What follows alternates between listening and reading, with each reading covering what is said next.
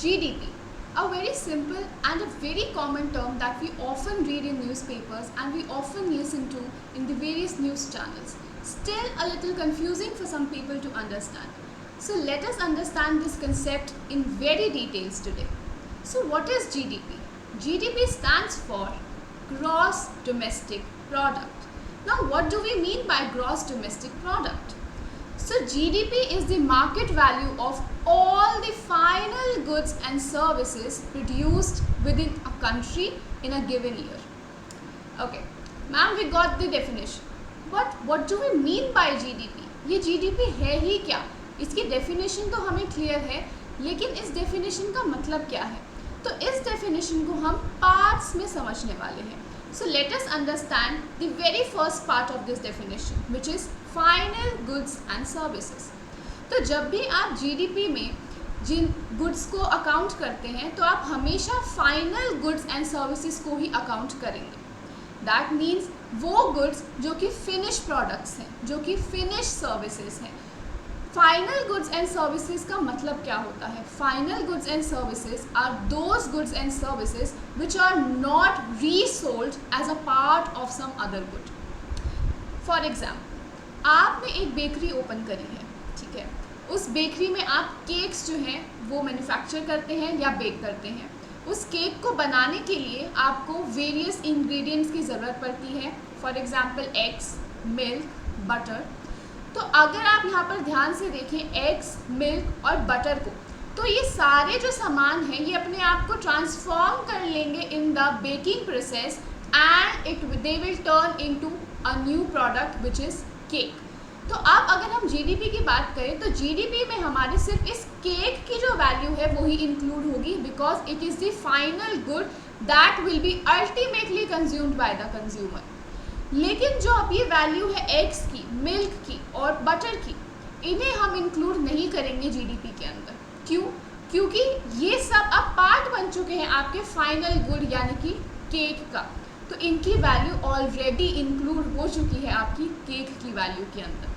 तो जिन तरीके के गुड्स की मैं यहाँ पर बात कर रही हूँ, एग्स, लाइक मिल्क और butter, all of such goods are known as intermediate goods.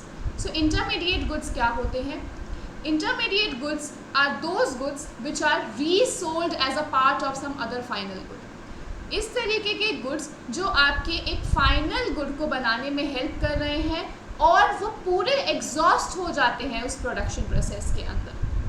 चलिए, अब मैंने आपको एक फाइनल गुड का एग्जांपल तो दिया, cake, which is a consumer good, ठीक है. सो फाइनल गुड्स जो आपके होते हैं वो दो तरीके के होते हैं. एक तो कंज्यूमर गुड्स जो डायरेक्ट कंजम्पशन के लिए आपके बनाए जाते हैं. दूसरा फाइनल गुड होता है आपका capital goods. Now what are capital goods? Capital goods ऐसे गुड्स होते हैं जो दूसरे गुड्स की प्रोडक्शन में हेल्प करते हैं, लेकिन वो उस दूसरे गुड के पार्ट की तरह रीसोल्ड नहीं किए जाते. For example machinery, for example tractor, for example equipments and various tools that you use to manufacture different finished goods and services.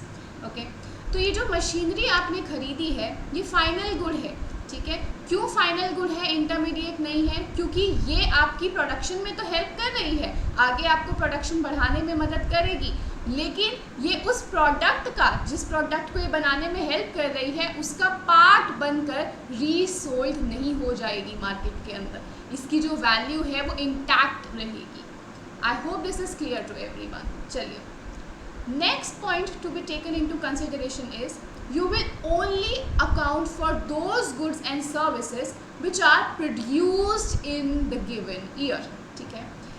For example आपने एक पुरानी कार जो है वो इस साल बेच दी है, ठीक है. So you have sold an old car in this year. या फिर आपने अपना एक पुराना घर जो है उसे इस साल आपने बेच दिया है, या आपने कोई सेकेंड हैंड गुड जो है उसे खरीद लिया है. तो ये जो आपकी ट्रांजैक्शंस हैं, these will not be included in GDP of the country. Now why? Because इससे कोई भी नई प्रोडक्शन नहीं हुई है इकोनॉमी में. तो जब भी हमारी इकोनॉमी में कुछ नया प्रोड्यूस होता है, जब भी हमारी इकोनॉमी के अंदर कोई नई प्रोडक्शन होती है, एक नया आउटपुट निकल कर आता है, सिर्फ तभी हम उसे जीडीपी में काउंट करते हैं। Sale of second hand goods is not included in GDP. I hope this is clear to everyone. चलिए, next point is the goods and services produced within a country. ठीक है, तो आप सिर्फ उन्हीं गुड्स को अकाउंट करेंगे GDP में जो हमारी कंट्री के अंदर ही प्रोड्यूस की गई हैं। फॉर एग्जांपल, आपने कुछ प्रोडक्शन करी और उसको आपने दूसरी कंट्रीज़ में सेल आउट कर दिया, that means you are talking about exports to the other countries. लेकिन जो आपने ये एक्सपोर्ट किया है दूसरी कंट्रीज़ को, ये प्रोड्यूस तो आपकी ही कंट्री में हुआ था ना, ये प्रोड्यूस तो इंडिया में ही हुआ था। फॉर एग्जांपल, यहाँ पर हमने स्पाइसेस जो थी वो प्रोड्यूस करी और उस स्पाइसेस को हमने एक्सपोर्ट कर दिया दूसरी कंट्रीज़ में। सो ये जो स्पाइसेस है वो प्रोड्यूस हुई तो हमारी ही डोमेस्टिक टेरिटरी में है, हमारी ही कंट्री की बाउंड्री के अंदर प्रोड्यूस हुई है, इसीलिए these will be accounted in the GDP of India. Now let's take an example कि इंडियन जो कंज्यूमर है वो बाहर की किसी कंट्री से कुछ क्लोथिंग जो है उसे इंपोर्ट कर लेते हैं, या कोई ऑटोमोबाइल जो है उसको इंपोर्ट कर लेते हैं, या कोई मोबाइल फ़ोन जो है उसको इंपोर्ट कर लेते हैं। ठीक है, that means you are demanding the goods produce outside your country. ठीक है, तो जो भी प्रोडक्शन आपकी कंट्री के बाहर हो रही है, जो भी आपकी कंट्री की डोमेस्टिक टेरिटरी से बाहर हो रही है, उसे आप अपनी जीडीपी में काउंट नहीं करेंगे। ठीक है, so your exports to the other countries will be counted in GDP, but imports from the other countries will be excluded from the GDP of the country. I hope this is clear to everyone. Next point is that you account for the market value of all the final goods and services. Now what do we mean by market value? तो GDP के अंदर आप सिर्फ उन्हीं goods and services की production को count करते हैं जिनको आप मार्केट के अंदर ट्रांजैक्ट कर सकते हैं, जिसकी एक मार्केट वैल्यू असर्टेन आप कर सकते हैं, यानी कि जिसका प्राइस आप फाइंड आउट कर सकते हैं।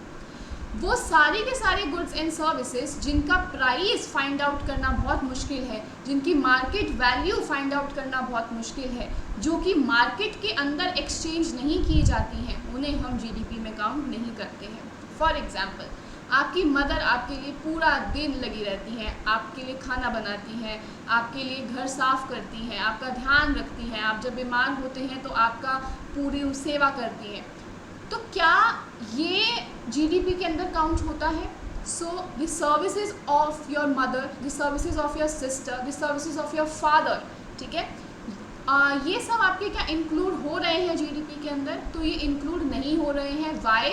Because these are non monetary exchanges, इनको आप मनी की वैल्यू में काउंट नहीं कर सकते हैं। It is very difficult to ascertain the value, their market value. Okay, so I hope this is clear to everyone. अब हम जो डेफिनेशन है जीडीपी की उसको इन डिटेल दोबारा से देखते हैं। ठीक है, चलिए, सो जीडीपी क्या है? It is the market value. ठीक है, अभी हमने ये चीज़ पढ़ी, it is the market value. Market value का क्या मतलब है? वो सारे के सारे गुड्स एंड सर्विसेज जिनको आप मार्केट के अंदर ट्रांजैक्ट कर सकते हैं। ठीक है, दैट मीन्स जिनका एक आप प्राइस फाइंड आउट कर सकते हैं। Of all the final goods and services, of all the final goods and services. ठीक है, यानी कि आपको इंटरमीडिएट गुड्स यानी कि आपको इनपुट्स या रॉ मटेरियल्स की वैल्यू जो है उसको काउंट नहीं करना है, because it will lead to double counting. ठीक है, डबल काउंटिंग की प्रॉब्लम हो जाएगी, क्योंकि जो आपने इंटरमीडिएट गुड को यूज़ किया है फाइनल गुड्स बनाने में, उस फाइनल गुड में ऑलरेडी इसकी वैल्यू जुड़ चुकी है। तो अगर आप अलग से भी इंटरमीडिएट गुड्स की वैल्यू ऐड कर देंगे, so there will be a problem of double counting, 2 बार ऐड हो जाएगी और हमारा जीडीपी ओवर एस्टिमेट हो जाएगा। ठीक है, चलिए नेक्स्ट, प्रोड्यूस्ड। ठीक है, प्रोड्यूस्ड का क्या मतलब है कि आपके इस साल के अंदर वो चीज़ प्रोड्यूस होनी चाहिए।